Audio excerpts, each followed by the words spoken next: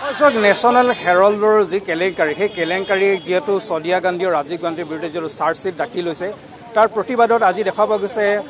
বিভিন্ন স্থানৰ লগতে ডিব্ৰুগড়তো যিহেতু ভাৰতীয় জনতা পাৰ্টিয়ে প্ৰতিবাদ কৰিছে আৰু ডিব্ৰুগড় ভাৰতীয় যুৱ মৰ্চাৰ নেতৃত্বত যিহেতু এই প্ৰতিবাদ সাব্যস্ত হৈছে যি প্ৰতিবাদত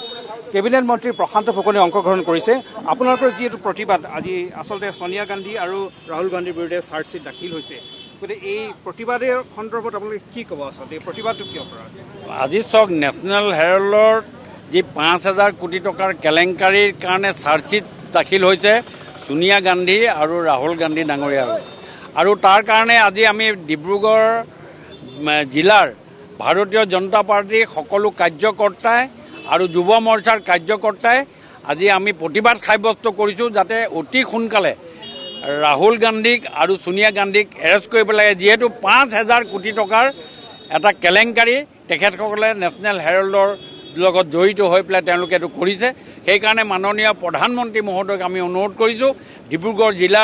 জিলা কমিটিৰ সকলো সদস্যই আমি অনুৰোধ কৰিছোঁ যাতে অতি সোনকালে তেওঁলোকক এই যি চাৰ্জশ্বিটৰ ওপৰত বেছ কৰি তেওঁলোকক এৰেষ্ট কৰাৰ ব্যৱস্থা কৰিব লাগে কি ক'ব আচলতে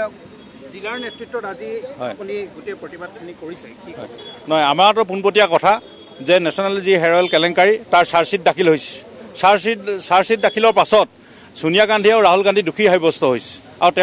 তেওঁলোক যিহেতু জামিনত আছিল এতিয়া পুনৰ তেওঁলোকক আকৌ জেললৈ প্ৰেৰণ কৰিব লাগে আমি সেইটো প্ৰধানমন্ত্ৰী ডাঙৰীয়াক আমি দাবী জনাইছোঁ যিহেতু মেয়ৰ ডাঙৰীয়া আছে কি ক'ব এই প্ৰতিবাদৰ সন্দৰ্ভত হয় এইটো নেশ্যনেল হেৰাল্ডত যিখিনি দুৰ্নীতি চলিছে তাত যিখিনি চাৰ্জশ্বিট দাখিল কৰিছে ইডি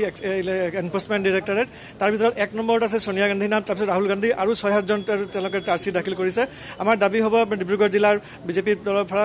যে তেওঁলোকে অতি সোনকালে এৰেষ্ট কৰিব লাগে আৰু যিখিনি দুৰ্নীতি 5,000 কোটি টকা যে তেওঁলোকে নিজে কৰিছে সেইটো মোকালাই দিব লাগে আৰু এটা কথা জানিব পাৰিছোঁ তেওঁলোকে কংগ্ৰেছ দলৰ পৰা 90 কোটি টকাৰ তেওঁলোকে ঋণ লৈছিলে বিনা ইণ্টাৰেষ্টত এইবোৰ